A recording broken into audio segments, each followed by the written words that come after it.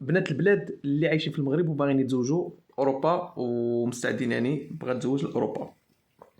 هذا وسيم في عمره 31 سنه، هو قال لك من بلجيكا بروكسل.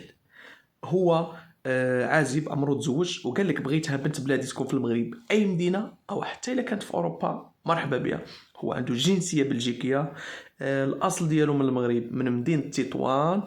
وقال لك ان بغيت شي وحده تكون من 25 سنه حتى ل 32 سنه، واخا فايتها بعام ماشي مشكل، عازبه او لا مطلقه بلا الوليدات، حتى ارمله الا مات ليها الراجل ولكن ما يكونوش عندها الوليدات.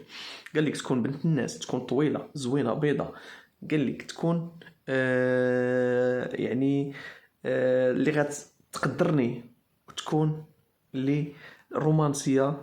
وقال لك تكون حلوه يعني في المعامله ديالها، ويكون عقلها زوين وما تكونش خفيفه. اللي مهتمه به البنات تواصل معايا في الواتساب. اللي الرقم الواتساب هو 00212 634 17 00 نعاود الرقم اللي هو 00212 634 17 00 هاد الفيديو سمعوني مزيان، اللي ما جاوبتوش يعذرني حيت الناس بزاف. عاودوا تواصلوا معايا نجاوبكم، ولهذا الواحد خصو يقدر الظروف شويه، لان الالاف ديال الناس كيتواصلوا معايا، ولكن غنجاوبكم ان شاء الله. وليس مسلم المدينه او الدوله في هذا الفيديو هذا. حركه اكسبلور والبارطاج ضروري كما العاده. كاينين الناس حتى الناس تزوجوا من الكومونتيرات وبزاف، يعني كيكتبوا المعلومات ديالهم وكيتعرفوا في الكومونتيرات ودارهم.